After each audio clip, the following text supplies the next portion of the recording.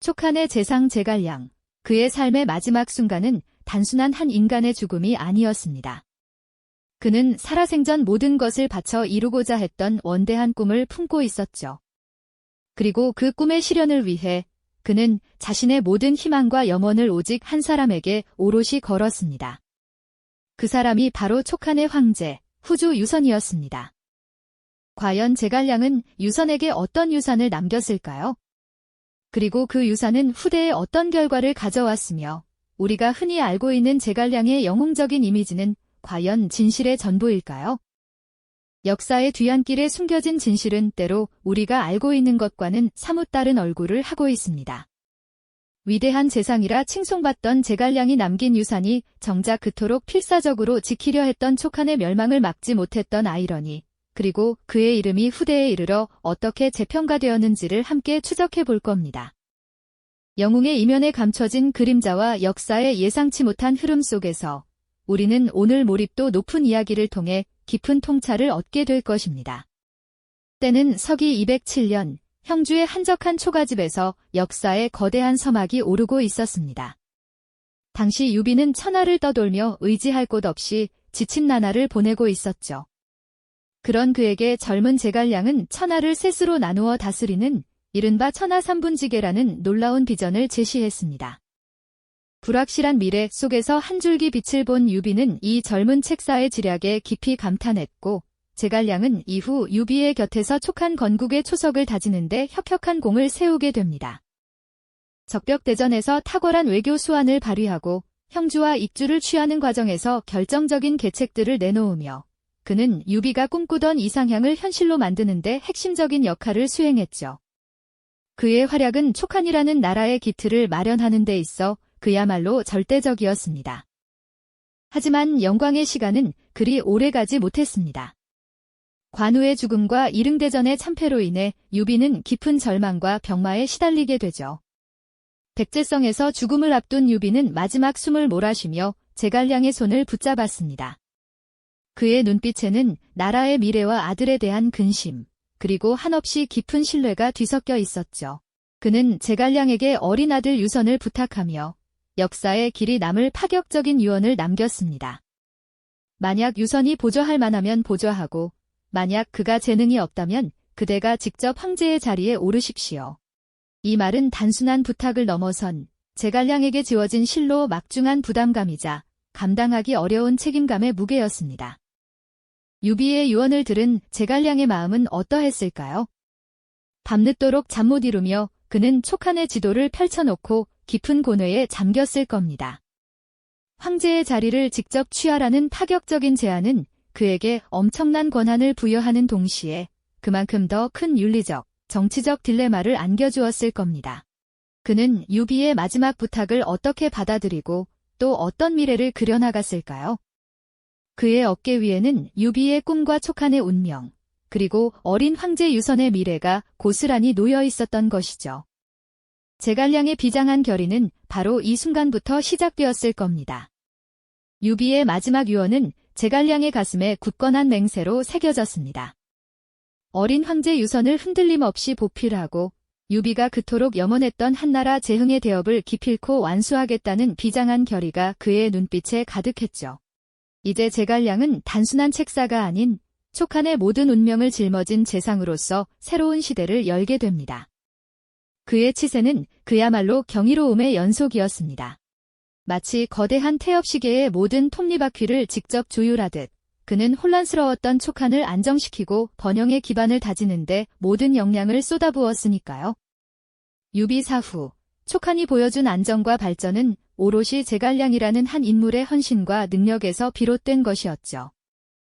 승상의 자리에 오른 제갈량은 먼저 국가의 기틀을 견고히 다지는 일에 착수했습니다. 흐트러진 민심을 수습하고자 엄격하면서도 공정한 법 집행으로 기강을 바로잡았고 백성들의 삶을 살피며 세금을 경감하는 등 민생 안정에 전력을 다했죠. 그의 집무실에는 매일 산더미 같은 상소문과 행정문서들이 쌓였지만 그는 단 하나도 소홀히 다루는 법이 없었습니다. 밤낮을 가리지 않고 붓을 들고 모든 현안을 직접 처리하며 나라의 구석구석까지 그의 손길이 미치지 않는 곳이 없었죠. 효율적인 행정 시스템을 구축하고 인재를 적재적소에 배치하여 조정의 역량을 극대화했으며 군량미와 무기를 확충해 국방력 강화에도 게을리하지 않았습니다. 그의 탁월한 행정 능력은 촉한을 빠르게 정상 궤도로 올려놓았습니다. 내부의 기틀을 다진 제갈량은 외부로 시선을 돌렸습니다. 동맹국 오나라와의 관계를 굳건히 하고 남만 지역을 평정해 국경의 불안 요소를 제거하는 등 뛰어난 외교적 수완을 발휘했죠. 이는 북벌이라는 대업을 위한 필수 사전 작업이었습니다.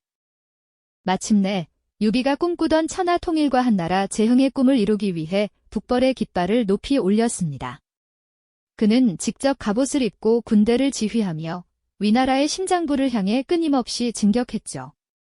전장에서 그의 존재는 병사들에게 단순한 지휘관을 넘어선 살아있는 신화와 같았습니다. 탁월한 전략과 용맹한 지휘, 병사들의 사기를 드높이는 리더십으로 촉한 군대는 거침없이 나아갔습니다. 제갈량의 북벌은 유비의 유지를 받들고 정통성을 확립하려는 비장한 의지의 표현이었으니까요. 하지만 제갈량이 이처럼 눈부신 활약으로 촉한의 모든 것을 이끌어가는 동안 그의 거대한 그림자 아래에는 또 다른 한 사람이 있었습니다. 유비의 아들이자 촉한의 두 번째 황제, 후주 유선이었죠. 제갈량이 밤낮 없이 정무에 매달려 국정을 살피고 직접 전장을 누비며 목숨 건 싸움을 이어가는 동안 유선은 궁궐 깊은 곳에서 조용하고 평화로운 시간을 보냈습니다.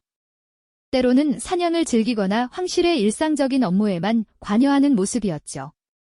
제갈량은 유비의 유언을 충실히 따르며 유선을 지키고 보좌했지만 그 방식이 과연 유선이 진정한 군주로서 역량을 키울 기회를 주었을까요?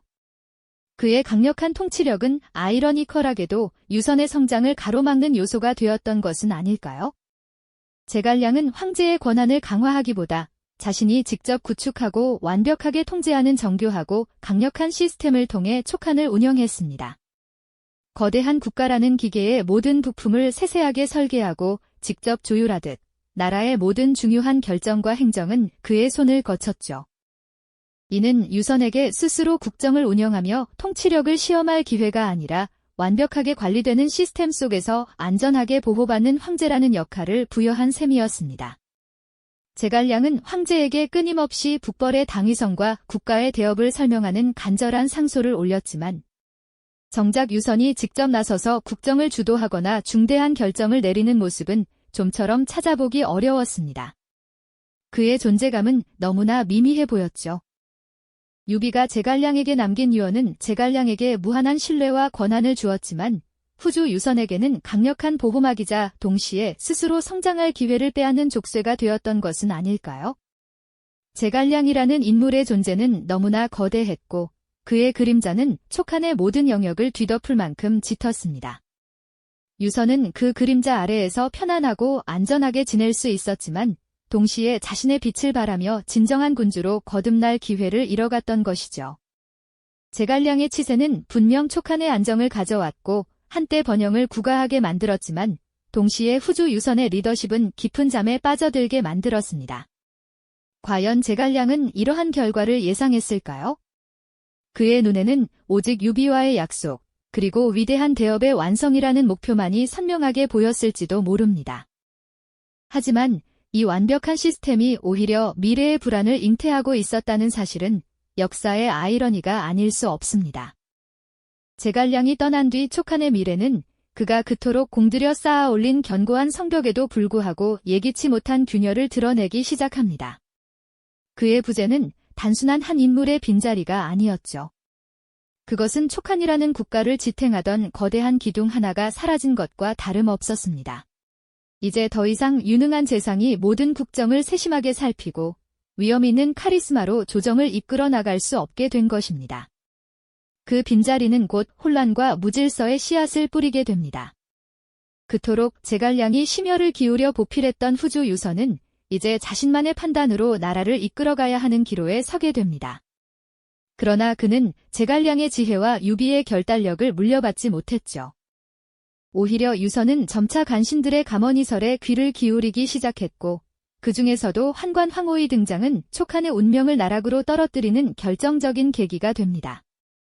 황호는 아첨과 모략으로 유선의 총애를 독차지하며 국정을 농단하고 충신들을 내쫓기 일쑤였습니다. 그의 소나귀에서 촉한의 조정은 정의를 잃고 부패로 얼룩지기 시작했죠. 백성들의 삶은 피폐해져 갔고 한때 번영했던 촉한의 국력은 서서히 약해지고 있었습니다. 제갈량이 세운 시스템은 겉으로는 여전히 작동하는 듯 보였지만 그 속은 골마 터지고 있었던 것입니다. 마치 겉은 멀쩡해 보여도 속이 병들어버린 나무처럼 말이죠. 이러한 내부의 부패와 무능력은 외부의 위협에 취약할 수밖에 없었습니다.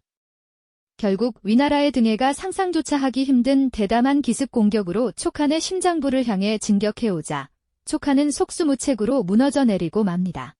등해는 험준한 산악 지형을 뚫고 촉한의 방어선을 우회하는 기상천외한 전략을 펼쳤습니다. 제갈량 시대 같았으면 상상조차 할 수 없는 견고한 방어가 순식간에 뚫리는 절망적인 상황이 펼쳐진 것이죠. 이러한 위기 속에서 유선은 제갈량이나 유비와 같은 결연한 의지를 보여주지 못했습니다. 그는 강력한 저항 대신 결국 무력하게 항복을 선택하고 맙니다. 제갈량이 평생을 바쳐 지키려 했던 촉한의 대업이 그의 사후 불과 30년 만에 이렇게 허무하게 막을 내리게 된 것입니다. 참으로 비극적인 결말이 아닐 수 없죠. 이러한 촉한의 멸망은 제갈량의 유산에 대한 깊은 질문을 던지게 됩니다. 과연 그의 모든 노력이 헛된 것이었을까요?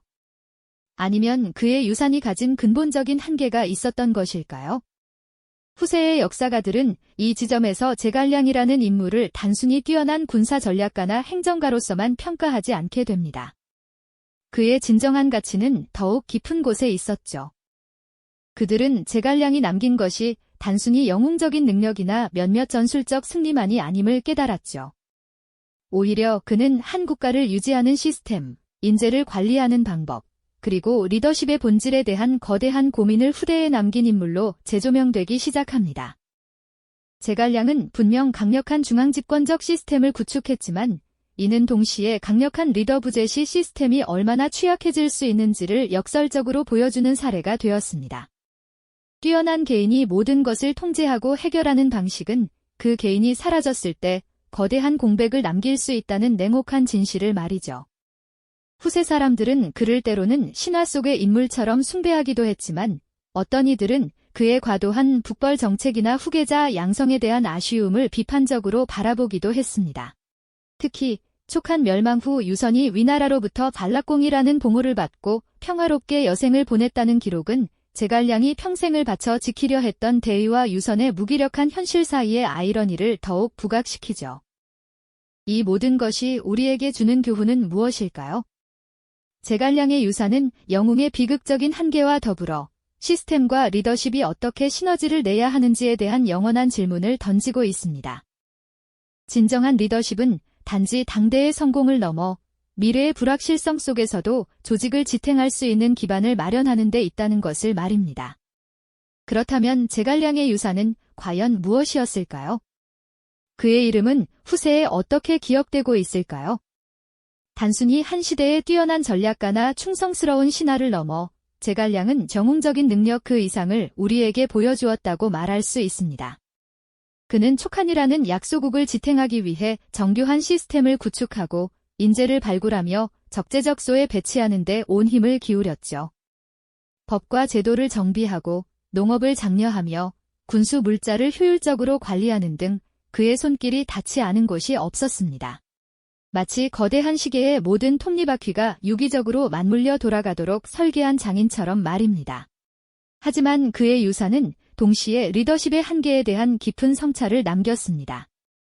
아무리 완벽한 시스템을 만들어 놓아도 그것을 이해하고 올바르게 운영할 리더가 부재한다면 결국 모래성처럼 무너질 수 있다는 냉혹한 진실을 말이죠.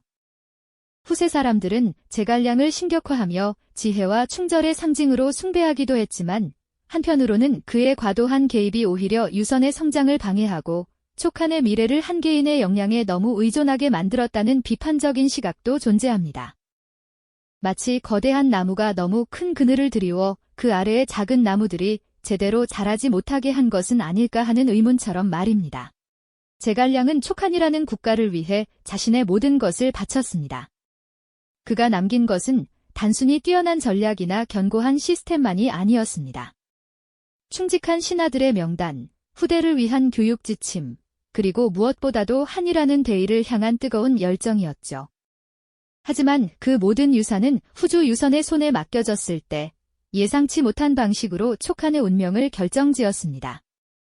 유선이 그 유산을 제대로 이해하고 활용할 역량이 부족했기에 제갈량의 굳건한 정신과 그의 치밀한 설계는 결국 강력한 리더십의 부재 앞에서 그 빛을 잃고 말았습니다. 이것은 우리에게 매우 중요한 교훈을 던져줍니다. 아무리 뛰어난 개인이 모든 것을 해결하려 애써도 결국 조직이나 국가의 미래는 리더의 역량과 그가 구축한 시스템이 얼마나 시너지를 낼 수 있느냐에 달려있다는 것을요. 제갈량의 유산은 귀대한 영웅도 혼자서는 역사의 흐름을 완전히 바꿀 수 없다는 냉혹한 진실을 보여줍니다. 그리고 시스템은 리더의 역량과 비전이 뒷받침될 때 비로소 완성된다는 영원한 리더십의 교훈을 우리에게 전하고 있습니다. 결국 제갈량의 이야기는 단순히 한 영웅의 흥망성쇠를 넘어 지도자의 역할과 유산의 진정한 의미에 대해 깊이 성찰하게 하는 거울과도 같습니다. 우리는 그의 삶을 통해 위대한 인물의 비극적인 한계와 역사의 복잡성을 깊이 공감하게 되죠. 오늘 이야기는 이처럼 제갈량이라는 위대한 인물의 빛과 그림자, 그리고 그가 남긴 유산이 역사의 흐름 속에서 어떻게 재해석되는지를 살펴보았습니다.